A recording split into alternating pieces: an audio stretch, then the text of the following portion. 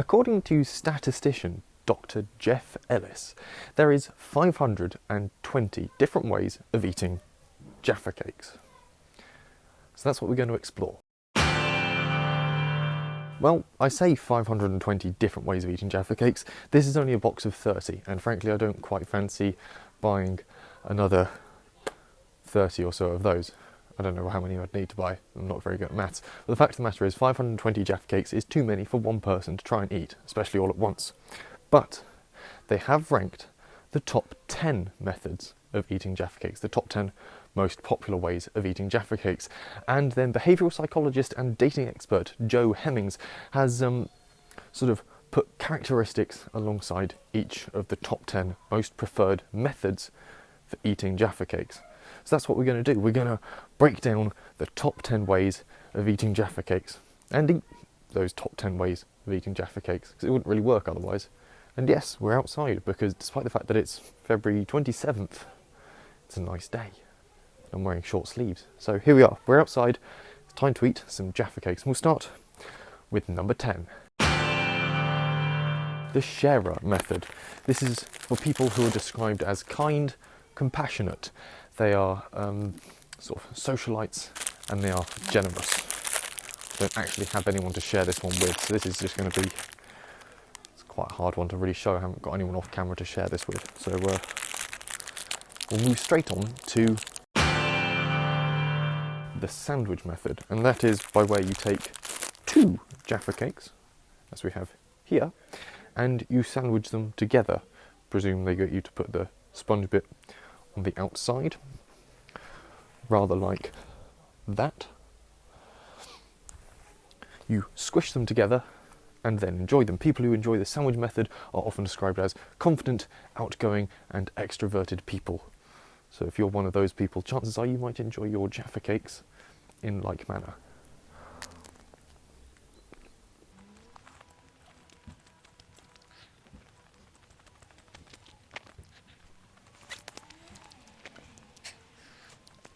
Next up is method number 8. The filling liberator.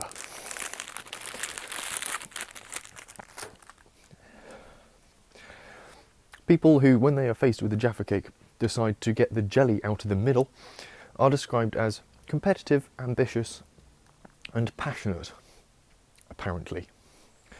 Which is, I don't know how you do that. I've never tried to get the jelly out of a Jaffa cake before, and this is a good thing I'm doing this thing on because it's going to make an absolute mess everywhere. So there's the sponge. Have I picked one without a jelly in it? So we sort of try and do this, actually come close to camera. So freed the sponge, and then somewhere in here is the jelly. There we go. Whose idea was this? This is ridiculous.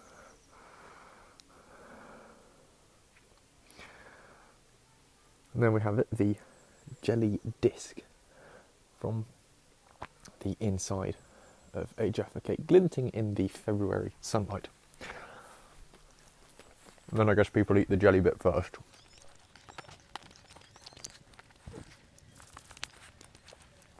There we go. The filling liberator for people who are competitive, ambitious and passionate. Then there is method number 7. The sponge starter. I'm guessing that's very much like the filling liberator, as opposed to eating the jelly first, you go for the sponge layer. So again, this requires some level of dexterity to sort of piggle around the edge to get the sponge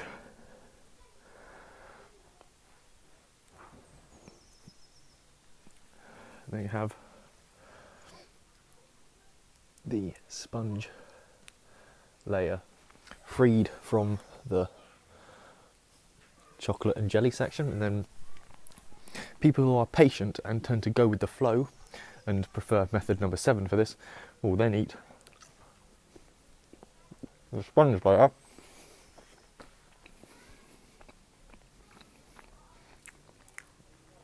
Then go for the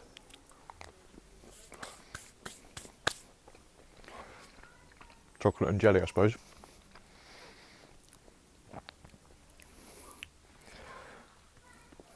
This is just a video of me eating Jaffa cakes. This is not going to be entertaining for anyone. However, method number 6 is one I've never actually done before. The dunker. Method 6 for eating Jaffa cakes, apparently, is dunking them, which is why I've just been off and made a cup of tea. I have it in my alpaca mug. Fans of the channel will recognise the mug from the, was it Yorkshire tea? It was Yorkshire tea episode where I reviewed the Yorkshire tea trilogy tea, or 3 sort of weird flavours they made of tea. This is the biscuit tea. I still absolutely love the flavour. Still have some tea bags left. And it works quite nicely with a biscuit dunked in it, which is why I brought it back for this. The 6th way of eating Jaffa cakes is by dunking them in tea. People who do this are enterprising, they're adventurous entrepreneurs, risk takers, apparently. So, tea, Jaffa cake goes in, the sponge absorbs tea quite well, you can see it dripping off.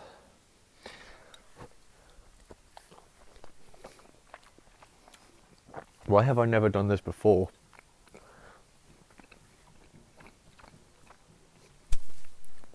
Why have I never dunked Jaffa cakes before? Oh, that's amazing. Oh. With that tea, it's just black, no sugar, no milk in there. Oh, spot on. We're on to a new favourite here. So far we've had the sandwich, the sharer, filling liberator. Who shares Jaffa cakes? You eat through 10 on your own. Sandwich, bit too much. Filling liberator, fussy. Although the jelly is actually quite nice on its own. Then there was the sponge starter. It's a nice sponge, but I wouldn't say it works well on its own. The dunker though, that's a premium method. But we've got number 5 is next, according to my list. And that is, it's another separator one. It's the chocolate lover. People who do this are warm, friendly, spirited and ambitious. And they have far too much time on their hands if they're going to peel apart a Jaffa cake for the 3rd time on camera. Jaffa cake.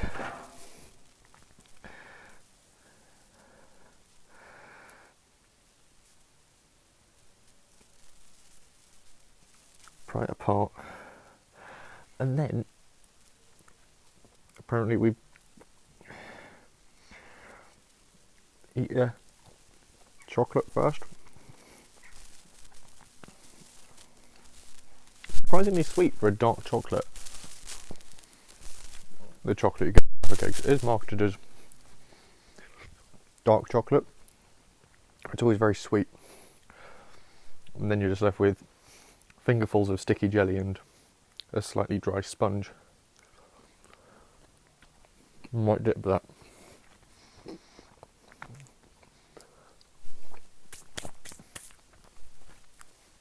Who has time for disassembling Jaffa cakes? I'm usually in a rush to finish off all 10 before anyone notices I've opened the box. Anyway, that's method number 5. On to method number 4, the deconstructor. It's the same as all the other methods. I think this research is a bit of a fad, really.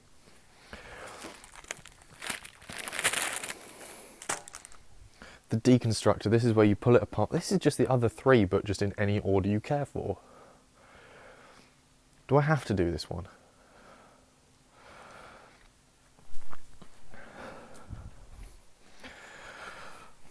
Jaffa cake, thumb in, piggle the sponge layer, there we go. We get the nice sponge layer. I'm going to somehow get the chocolate off the jelly.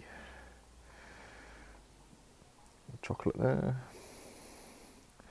And you sort of do it like a plaster really, you fold it in half down the middle and it sort of pries itself off, it comes apart relatively easily. And here we have it, the deconstructed Jaffa cake. Why do people do that? Why do people... I'm going to put it back together to eat it. I'm not a fan of this method or any of these similar methods. Waste of time, and now my fingers are all sticky as well.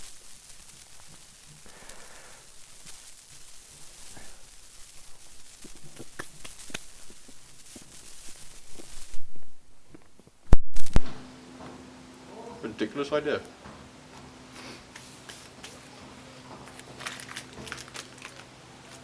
Anyway, moving on from that complete waste of time to number 3. The nibbler. People who will, should say actually, go back to number 4 quickly.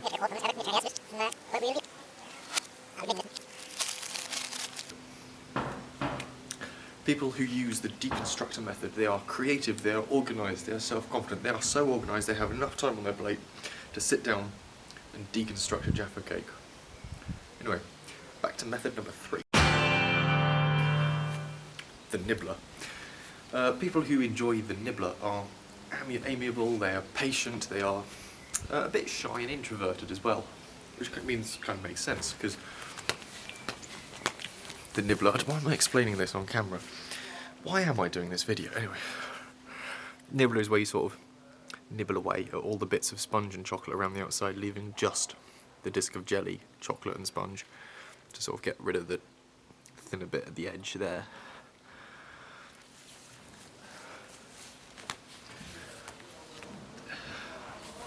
I'm trying to find a job, and I'm spending my time standing in the garden eating Jaffa cakes. Ridiculous.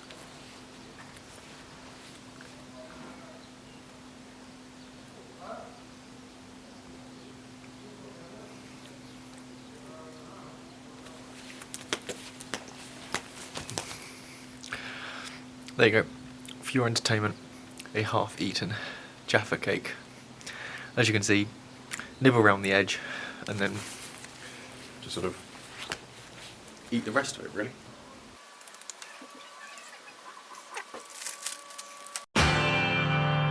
Finally, the last 2 methods. Number 2 on the list is probably a method that I'm most used to using. The total eclipse. People who go through the total eclipse, as it's called, are spontaneous, they are confident, and they are charismatic. And the total eclipse is where you take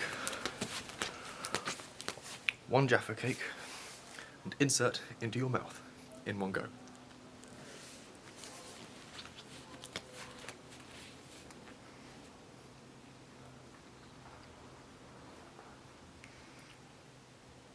In other words, you eat a Jaffa cake.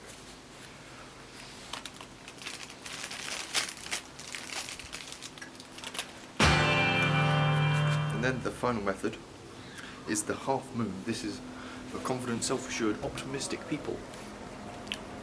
And is again probably one of the most common means of eating a Jaffa cake. Jaffa cake? Change the th to a th, or the to a th. I've said Jaffa too many times in one video. Anyway, the half moon Jaffa cake. As we can see, one final Jaffa cake. I'm not faking this. And then what we'll do is take a considerable bite out of it, and you're left with a crescent moon, waxing or waning depending on how you look at it, like a half moon Jaffa cake. Then you just simply eat the remainder, I guess.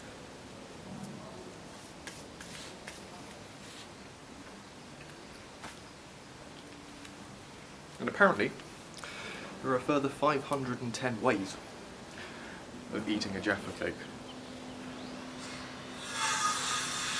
Can't really think of any right now, but apparently there are.